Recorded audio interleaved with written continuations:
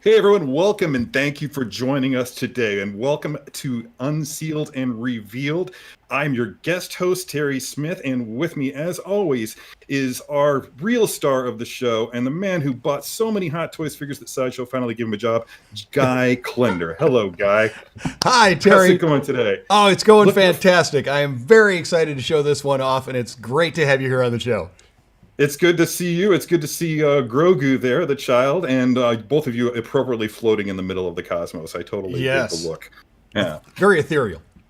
Yes, yes, so ethereal, and I'm looking at with us as always. With us today for the first time in Unsealed and Revealed history is Paul Hernandez, handling all of the technical bits, and he's going to be fielding us all of your questions, any questions that you may have, especially the appropriate ones.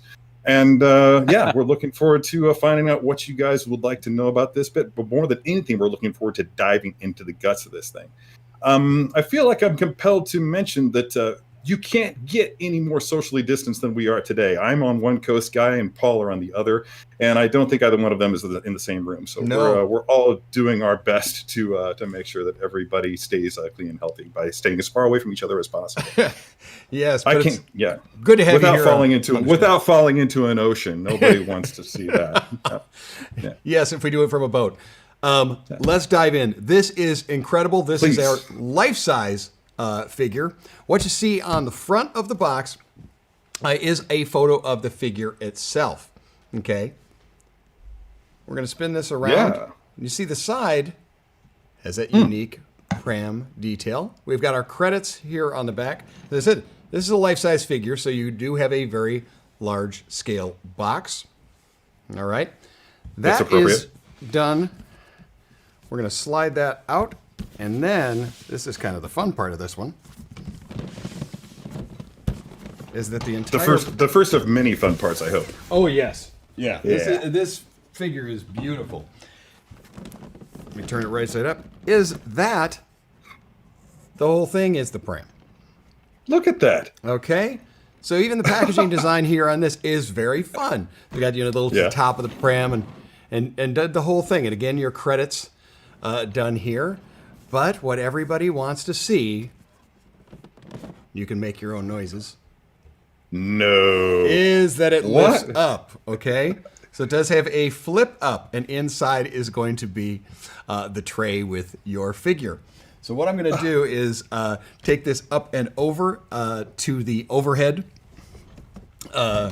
camera right now. Oh, you're going to transition from one place to another? Yes, That's very cool. I am. Yeah. I've got another table set up because this is just so large. Without so much as a Razor Crest. That's great. Boom. All right. Look at that look of just shock on his face, man. He's just delighted. Yeah, he was loving the little trip that we took. All right, so we've got our top tray here. Very, very important. We talk about this a lot on the show. Inside, please make sure you're going to read your instruction sheet. Okay? Yeah, I always do that. I suggest do it first, and we're going to go over the important things in there. When we lift off our top tray, there we have our figure. Okay? Again, this is life size, so boy, it's fun. I'm going to take him out. Look at that fabric. Wow. It's really neat. I'm going to take this out. We're going to set him over on our main table right now. Wow. Looking good so far. All right. Very, very fun. He does have that open mouth. This is an articulated mouth, and we're going to go over that as well. But in its kind of neutral position is pretty closed, still a little open like that. Okay, it's not a pressed lip. So would you call it when you get it, it's like middle of the road, so it can open further and it can also close? Mm-hmm. And we're gonna go over that as well. Okay. He's I mean, it's neat. The life size props I love. Okay, you can see the portrait on it. Again, you get lost in the eyes. The eyes are what really make it for this character for us, and definitely make it. They do. They really do. And actually capturing that can either make or break the collectible. And I think that based on what I'm seeing here, I'm not in the same room as you, but there's some deep soul stuff going on right there in that. Look at that. Yeah. Exactly. Exactly right. It's got that very deep soul-like look. Yeah, I'm guessing that there's just like there's genuine depth to the actual creation of the eye too, right? I mean, it's not like it's painted on. There's correct, very real. correct. These are how exactly they do it, but it is not a painted on. This is a gloss over. In fact, you're kind of seeing my finger rub over there like that. You see that's individual punched hair. Yes, I see that. Giving those and wisps. And it's very well done. Look at that. Incredibly well done. And the first of the important instructions is the don't play around with the hair. All right, so I'm showing it right next to it. Fiddling with the hair. The older I get, the more I feel like I need those instructions. What'll happen if you fiddle with the hair is that you will wind up with my hairstyle. You fiddle with it enough, and it's just going to yeah. Okay. They do. So you and I are like a before and after picture. Exactly. They do warn that that's not something you want to do. So I did want to mention that as its first point. So you talked about the outfit, and let's discuss that. Okay. Yes. We do have that soft, very very soft, large collar. Mm-hmm. Okay. Now you do have a little bit of pliability. Can move that around. I was going to ask. There's not a wire or anything in it. So since it is life size, it's just the natural pliability that you would expect in such a fabric. Correct. Now, however, under here in this what I'll call like they say the under cape, there is wire in here. Okay. So you do have. Kind of helps to hide that away, I would think. Mm-hmm. Yeah. You can elevate the back of it. You can elevate that and adjust how you want the under robe to go. Right. All right. You see that it does have the long pleat down the back, and they have done some weathering. Ooh. Okay. This is not an absolutely clean wardrobe piece. Okay. It does have some fraying down on the bottom as well. That's good. You want it to have the notion that it's lived a life of its own. Correct. Yeah. This is something that he's worn for a little bit of time. As we spin around, we see there's our hands there. We also see those cute little feet, and we will be showing those off as well. This will be our barefoot. Here, you know what? I'm going to turn the light off on that. There we go. Down there. Look at that. All right. You see the cute little nails and all. And I am actually we're going to do this quick and early in the show. Tread watch. We are going to do our tread watch. Yeah, that's what everybody's waiting for. On those little cuties. Look at that. All right. Look at the pink. It's got the little pink on the feet. It looks like he's been branded too. Yes. Yeah. Now these are not an articulated toe or anything like that. All right. I want to let people know that there's not an articulation point within said feet. That might cross over in a little bit weird. Yes. But you don't want that articulated toe. You just you don't need an articulated toe with it. Exactly but it is darn cute, isn't it? It is. It's freaking adorable. That they've got those, and you're gonna want to see those. The idea and the ability to sit the figure down, and we're gonna lift them up. I'm gonna kind of do. There we go. All right. All he needs is a bowl of soup. Yeah, exactly. There you go. You have to provide that. That's a detail that you'll provide. So Paul, just really quick, do we have any questions from the audience thus far that might be worth mentioning at this point, or? Yeah, so we do have a question from Austin Frankel over on YouTube. Oh, hey, Austin. And I think it's something that a lot of people are asking, so I'm going to really compile everyone's question, and Austin will be your champion question asker, I think is the right word. He wants to know, is he fragile feeling, Guy? What's the feel? Pick him up. Okay. Like posing the 6 scale, do you fear, you're breaking him when you're posing him? Obviously, incredibly sturdy as everything that Hot Toys does is. But, what's the feel when you're picking him up there? All right, that's a great question about it. And am I concerned about a fragility? No, I'm not. Okay, I want to show the materials, and we're going to lift up the robe and kind of show some of the secrets of the figure. But I'm not worried that this is like a hard plastic or that'll have a brittle quality to it. He actually is pretty light. For a 1/1 scale, for something that's this large, he actually is quite light. But that doesn't surprise me at all, because when you're talking about something that's going to be all and or mostly plastic, then you kind of expect that. But what you should also expect, given the history and the level of professionalism from a company like Hot Toys.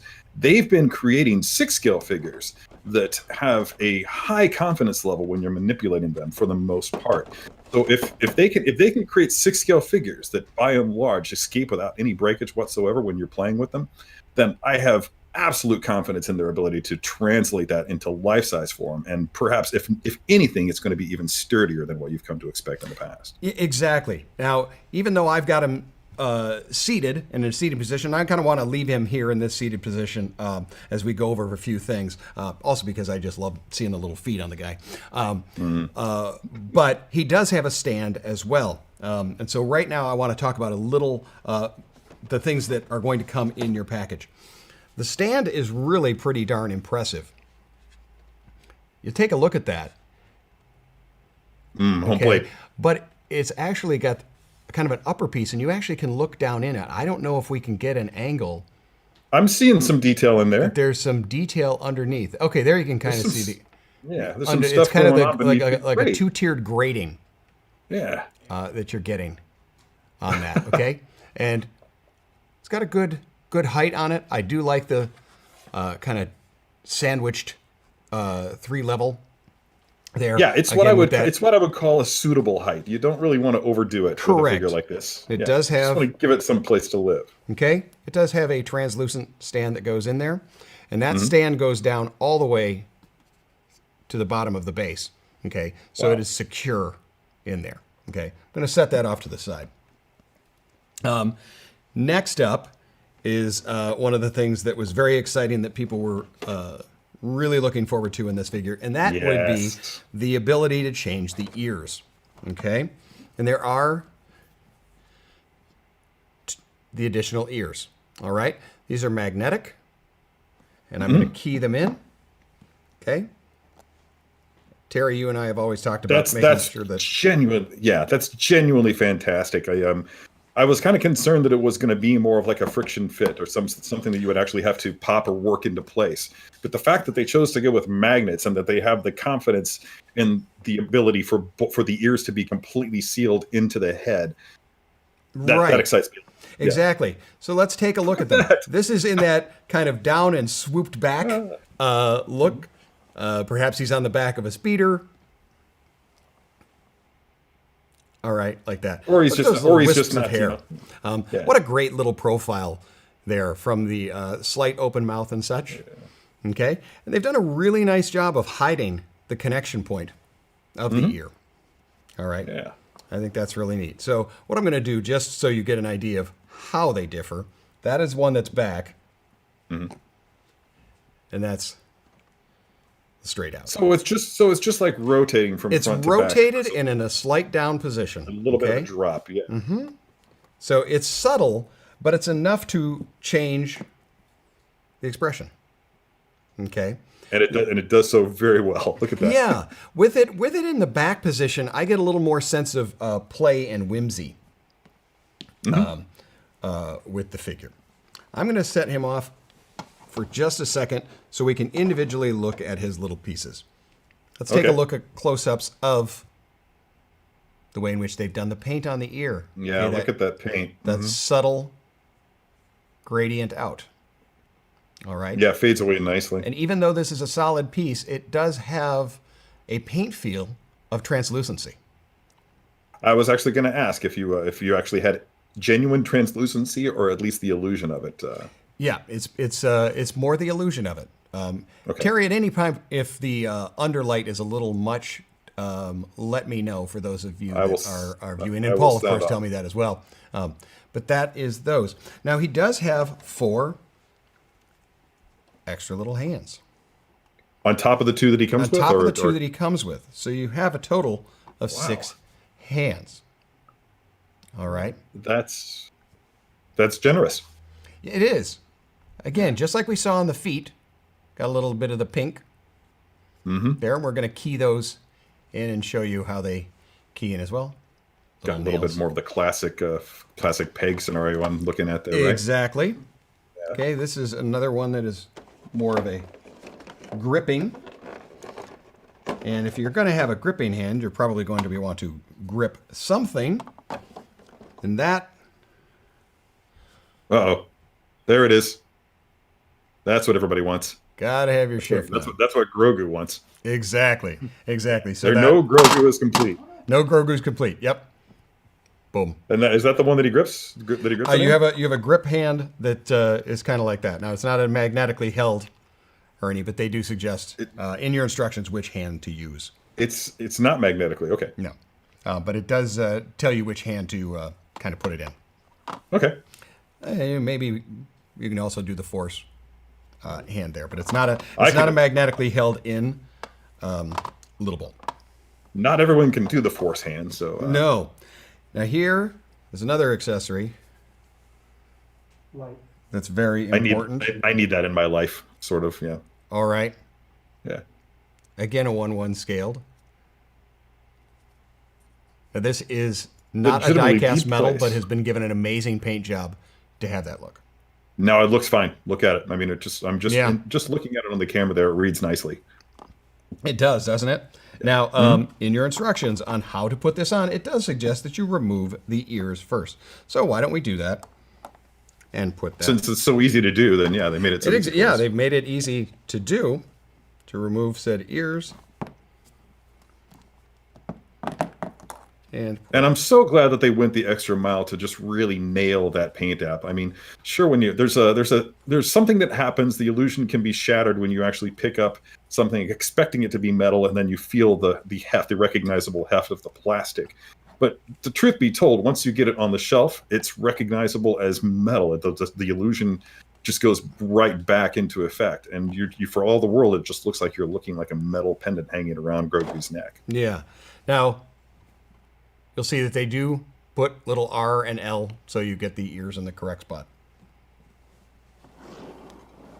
So just so long as you know which one is which. Yep, exactly. Yeah. So there he is. Sideshow and Hot Toys take no responsibility for people who don't know that are unaware of the right or left. But there you go. And you see that's got a good heft to it. But again, not too heavy. Now, let's take a look at articulation. As far as our head, we've got a huge amount of articulation. Now, when I'm moving the head, because the hair is something that you want to be cautious about, I'm going to be holding it kind of back by the ears before I do any movement. Okay. Okay. And that's just for caution to keep any. The less time I'm dabbling with the hair, the better. Now we're talking about a very unique articulation point, and that is going to be the mouth. All right.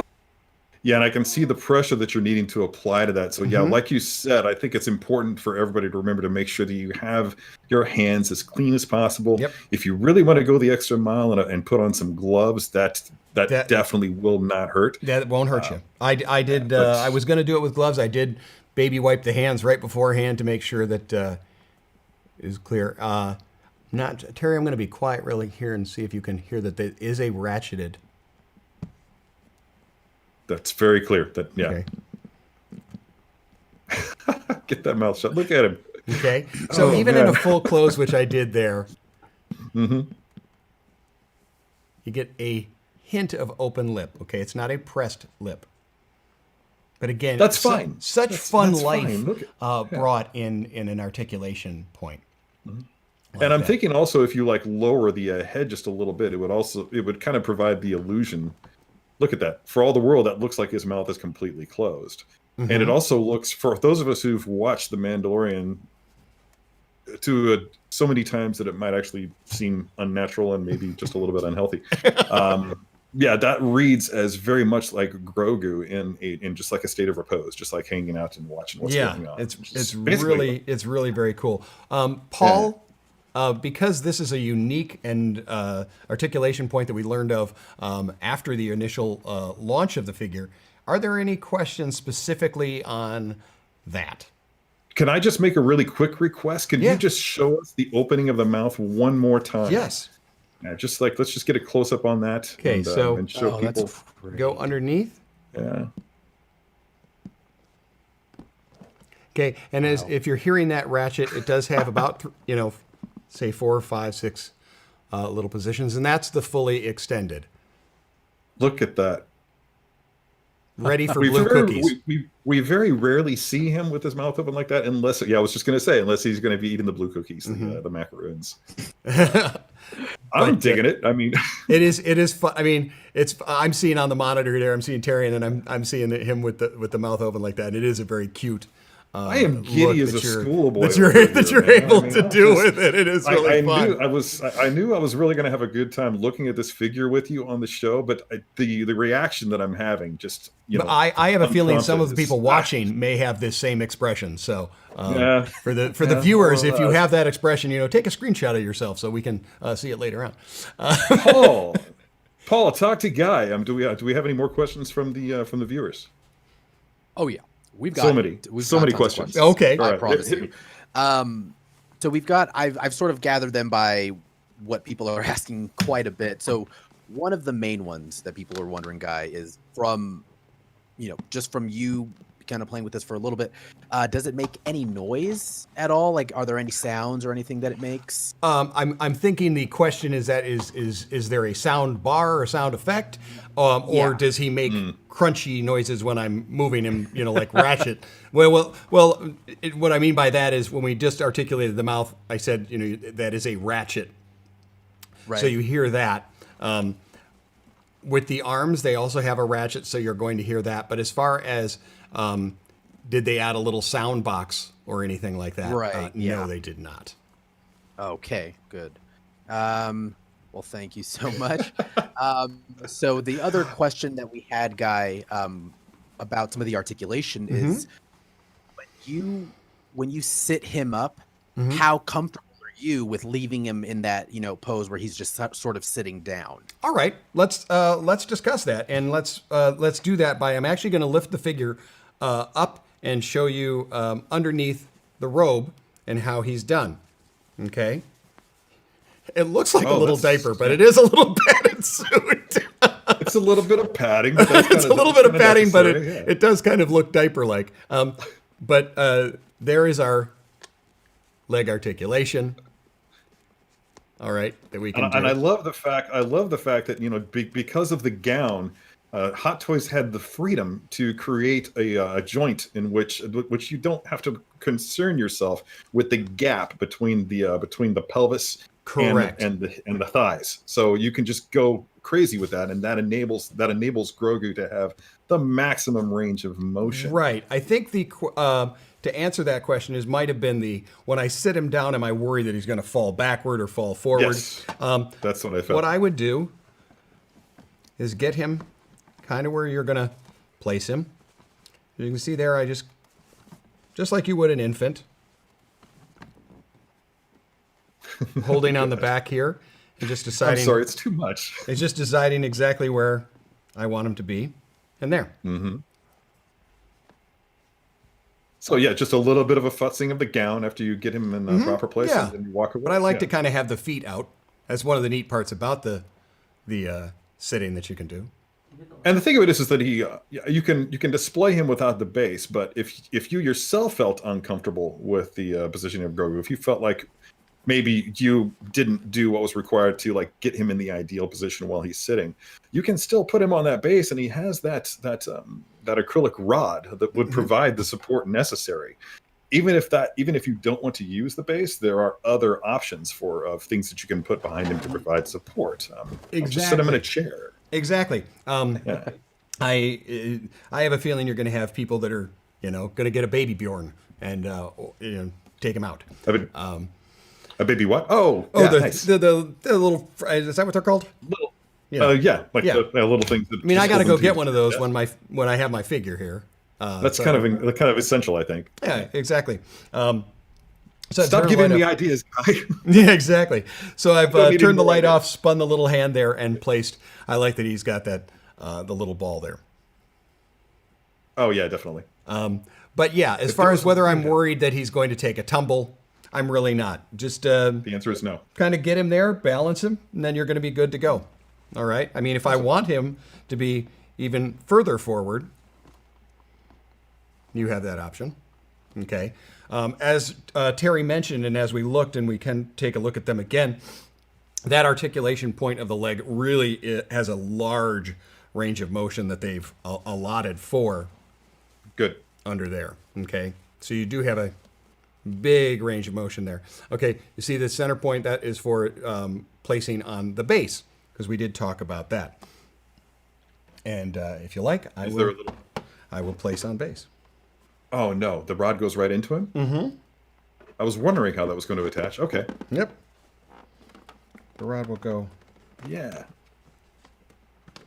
up inside.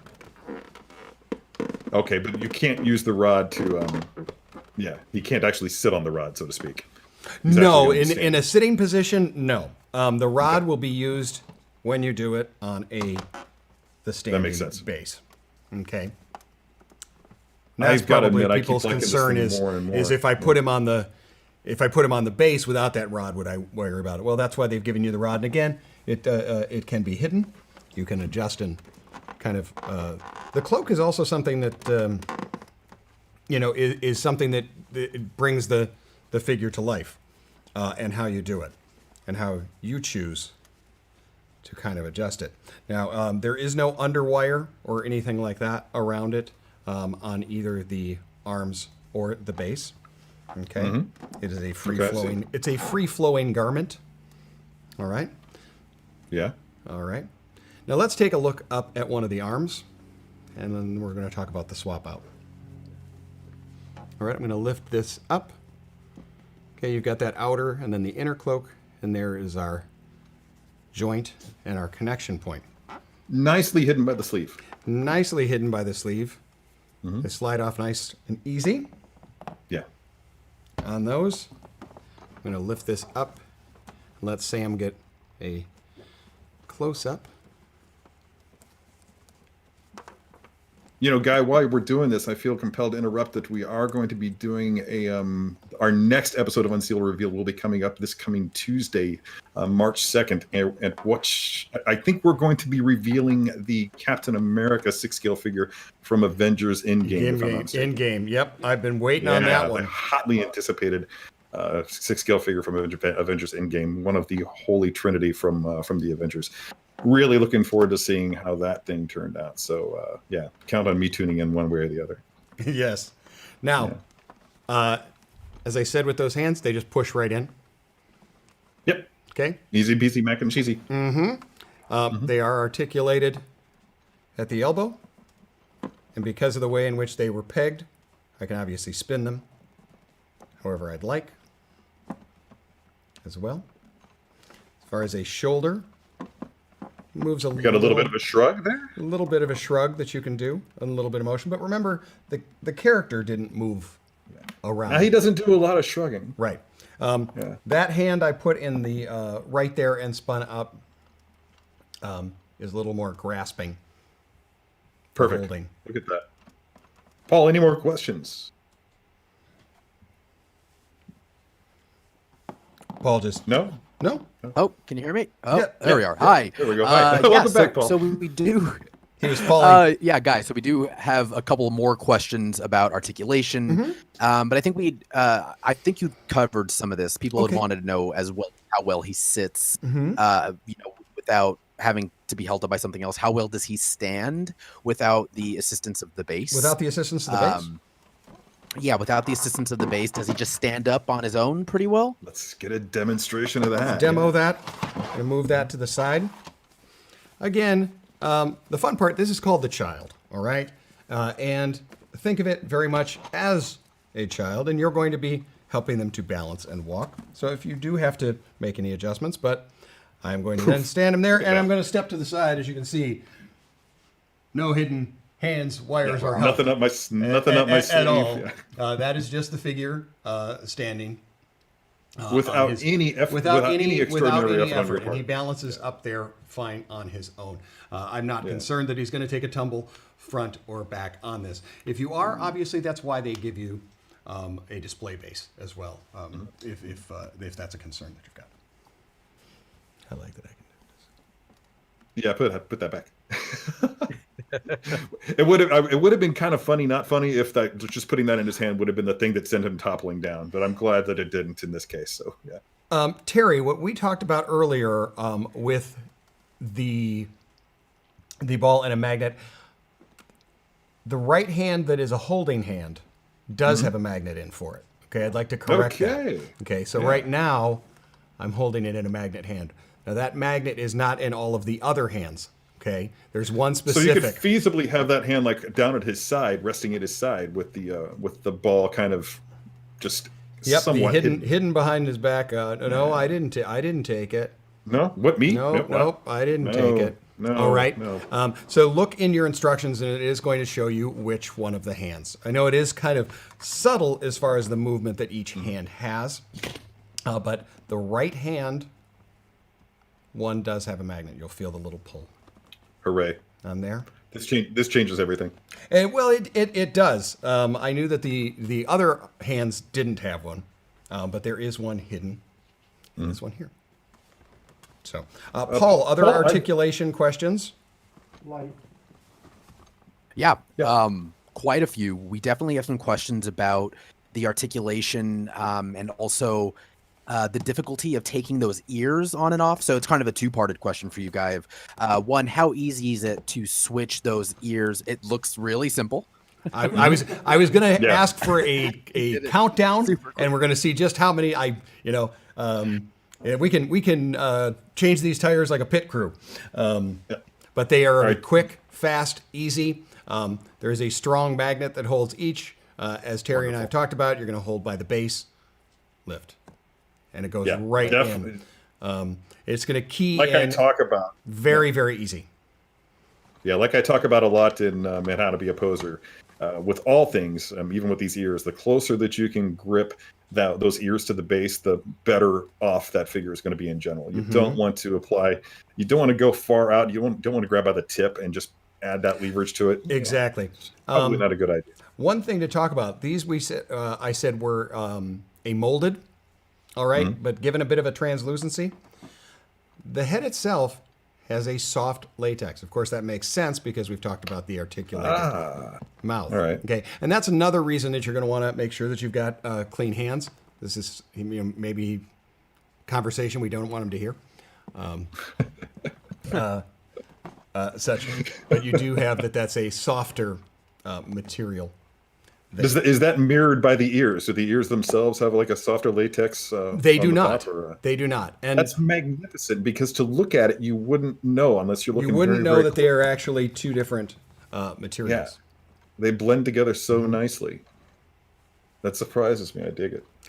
He's really, really a lot of fun. Okay, everybody, order him now. This is the way. He's super cute. Yeah. He's crazy cute. I like that. I can sit him down. He can have his mouth open like that. This is a neat thing. This is a posable option. Which is the thing that I've always liked about now. As anybody who knows me well knows, and just look behind me right now, you can see that I've always been a statue collector at least as much as I've been a 6-scale figure collector. But the thing that I like the most about any figure, 6-scale figure, a quarter-scale figure that's posable, is that the collector has the final say in the creative process. No one else is deciding for you how your figure is going to look on a shelf. Only you have that power, and that's the magnificence of this 6-scale Grogu figure, is that you can create your own story with him. And just look at it. Yeah, and I'm sorry, life-size. Yeah, life-size figure. Yeah. Although I wouldn't say no to a quarter-scale posable. Exactly. Yeah. But there we go. Just really cute. Not only do those the eyes, of course, have so much life, and that's the moment we saw those, we fell for them. Seeing them here is great. But that articulated mouth is really giving you. It's like when you and I have talked about how excited we get when we were given like 2 portraits. Two different. This really, you have a lot of different ones. Not only do you have the change of the ear, but I can decide. Yes. How animated. Just how animated. It's not in a full open or a full close. I have a lot of range. Let's face it. Some of the most adorable moments in the child's existence in both seasons 1 and 2 have been when he's actually had that animation going on with his mouth. When the Mandalorian actually says his name and Grogu just turns and slightly opens his mouth. You know, Yeah, and it was, that response just reaches out and grabs you, and the fact that you can replicate that or not, is I like such that. a draw. I absolutely like that. That's definitely a high point for me on this. Me too. Paul, you said that you kind of grouped the questions. So let's jump back to any that maybe I didn't cover. Yeah, totally. So some of the other questions that we had, Guy, are about the head itself and the level of articulation that you can get out of the head, maybe, north and south and moving it, around. What's the articulation look like there? All right, let's take a look at that as well. In order to show that, I'm actually going to move the ears off. So you're really just going to see the head. I'm also going to remove the necklace. So there's no kind of physical interference with seeing how they're going to go. Okay, but I do have good range of motion forward. That's really awesome. Look at all that. Okay. That's more than I anticipated. Okay, That's now really remember cool. I said that this is not attached. So if you needed to lift that up, if you did want to have him in that downward look. All right. Now, I'm going to make a request at some point now that we're doing this, Guy, but go ahead and continue with the back. How far back can he look up? Mm-hmm. Yep. Yeah, okay. There we go. That's crucial.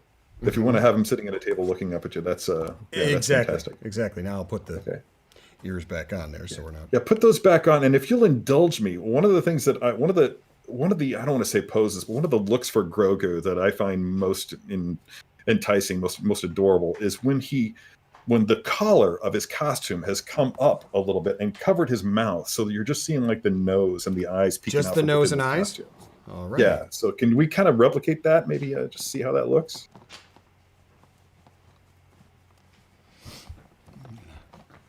And maybe that's something we should have left for the How to Be a Poser episode. Yes, I think we'll be seeing one of those. But I'd like to tackle this one. All right, I'm going to do a little underlighting here and. Okay. Yes, that's it. Okay. There's some of those Hashtag when we first see them.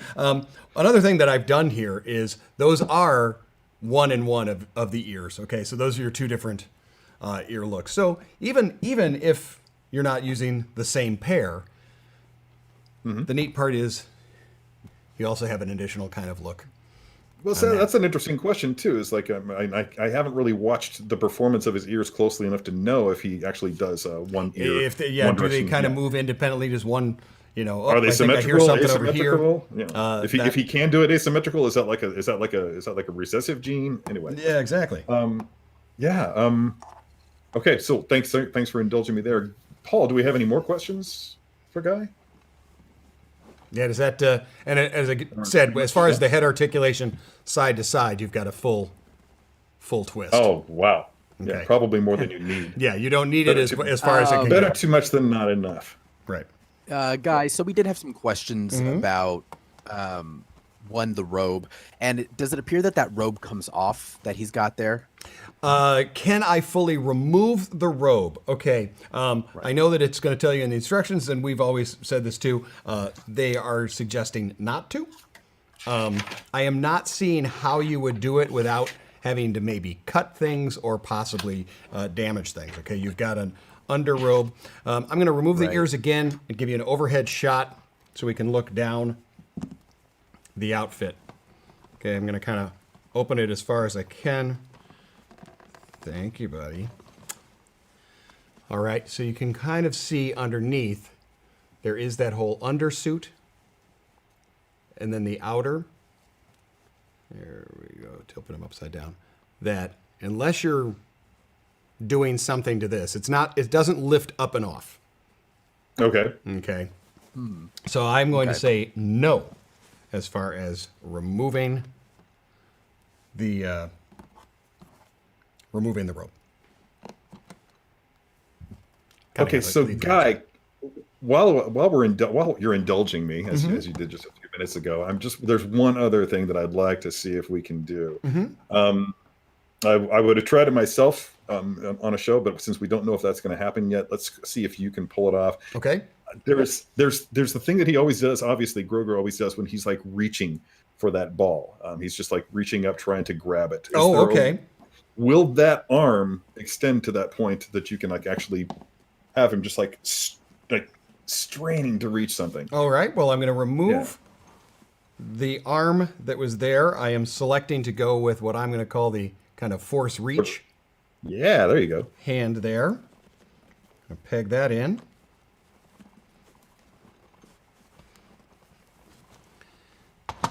And extend arm straight up. That's another interesting thing that you might be able to do with him is just like have him just holding. Set the ball on one end of the shelf and have him on the other end of the shelf and have him like he's reaching out to it with the force, you know? Yeah. I'm going to use this. So great about this show is you can just sit around and just talk about different ways that you want to play with your toys. You want to play with the toys? Okay. Yeah, it's a very unique thing that I get to do. That's for darn sure. But, here, would you come in and play with toys and tell people about the toys? Sure, I'll tell Let me people think about the it. toys. Yeah. All right. Well, There we I've got him hovering there. I haven't placed the rod in as far as I need to. He can only hover in the pram. Exactly. That we know of. That we know of. Yeah. There's something about I'm just Again, I mean, obviously, I don't want to speculate, but because we've very talked clear that about his that, you species- do have, that big, heavy coat that you're going to have to work a little bit to get those poses. But that's something you and I have talked about, right. and you have on the show as well. I want to Okay. do it without the rod. Here's something that I want to know: is there any articulation in the torso? Can we get any kind of a torso twist or anything like that? Like we a do torso with twist? All right. Yeah. I'm going to hold underneath. You know how much I love that torso. Yeah, twist. the torso twist. You don't Yeah. get a torso twist. Okay. That's He's- okay. If That's I fine. lift this There's all the ways- way up, and we talked about the. Right. Yeah. Okay. All right, that kind of give you the idea of. That totally gives me the idea. Yeah, that's one solid torso, and that's fine. But That's fine. you can do a twist in the leg to kind of simulate that. You cheat it. Yeah, exactly. You Exactly, just cheat it. you cheat it, as you've said. But So what you do is you just move one leg out and the other way to the other leg the same way to compensate, and then you can just give the appearance that he's like slightly off balance, just doing that reach.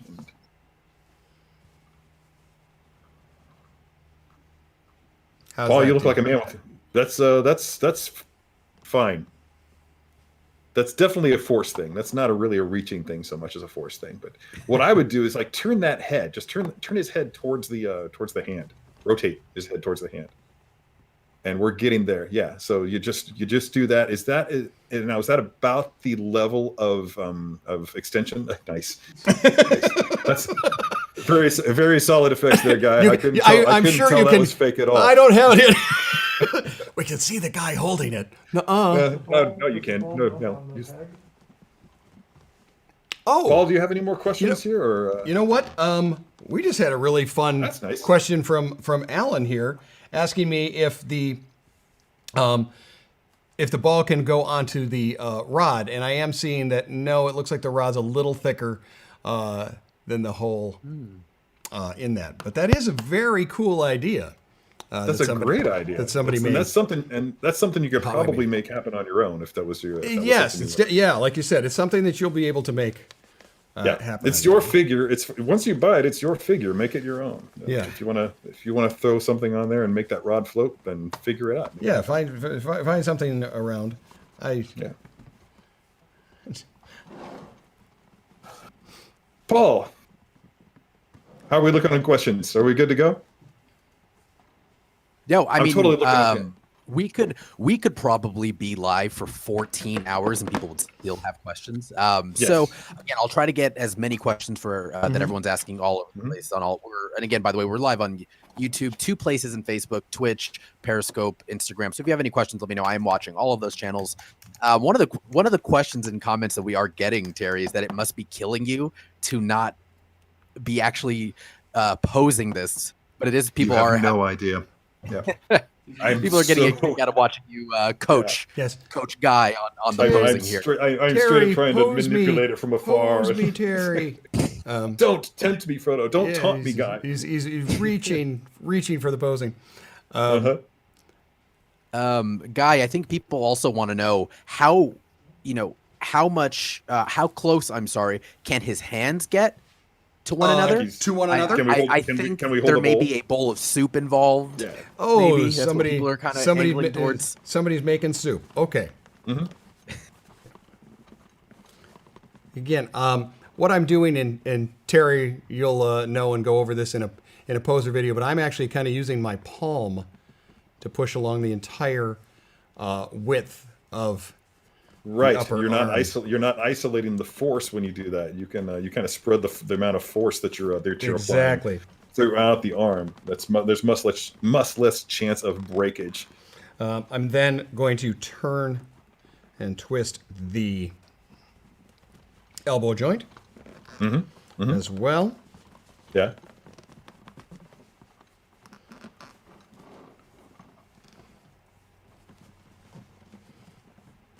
And I think you'd use different hands. You'd have to use different hands, and I think you'd have to have a pretty good sized bowl. And I think there's not a little tight clapping hand motion, Okay. but we can get them together. I think it can be done. And my suggestion, if all you out there listening and watching right now, if you do decide if you do make the choice to bring a bowl into your life-size the child figure display, then I think your best choice is not to go with an earthenware bowl. The weight of it might be a little bit too much, but try to find a lighter weight plastic bowl with a paint app that kind of replicates like the earthenware bowl that you saw in the show. Yeah. Or, just do your own thing. Whatever. It can be, pose it the way you like. Yeah, what I'm seeing, Terry, is if I go with a full, kind of full crossbody deal, I can get with about an inch between the two hands. Now, shut that mouth and drop that head into the collar. And... Wow, I've heard... How often I hear, shut your mouth. Yeah, it's like, this is not the way I usually say this to you guys. God, for God's sake, just... It's much later in the day that I'm normally being told that. See, that's what's up right there. Look at that. Get that collar up just a little bit more, and so that you can't see his mouth, but he's holding that bowl of soup and just looking. So this is a brand new segment of the show, which is live training sessions, remote pose, which I like that. Posing coast to coast. Distance that posing. I think this can be done, everyone. I think that if your goal is to have Grogu holding the bowl of soup, then this is your guy. I think you. No pun intended. Yep, and the fun part is the amount of time you're going to get to spend getting that the way you want it. I'm totally gonna be able to do that. I want to take a quick look at the two hands. You see this hand here has a very similar look to this one here. Okay, slightly tight they're grasp, very close, aren't but they? the one that has the magnet, do you see has a dent, an indentation? Okay. Yep. Yeah, it's like molded for the ball itself. Yep, it's got a little bit of a divot and mold in that one. As well. I'm gonna put his. Actually, I just want to pose that hand just like that, holding the ball. It's kind of like remember Sideshow did that. I don't know. It's just like an exclusive way of displaying it, like the Terminator doing the thumbs up. He's great, isn't he? He's pretty great, man. I mean, what more can you say? It's a really solid figure. It's animated, like legitimately animated, and the limits on this figure are, for the most part, purely up to the owner of the figure itself. I mean, you get to decide what limits to place on this display. It's going to be down to your imagination and your ability to pose it. Yeah, and bring the life to it. Yeah. Bring it to the table, as we always like to say. It's Paul. Do we have any more questions here? I know we're running a little bit long on the show, so. Oh, I'm sure people are still a little stoked to see it. I think people have heard of him, right? They've heard of Grogu. So the child. What's the child? Yeah. Guy, we have a question that I think is that a lot of people had asked so far, and I've been saving it for you here.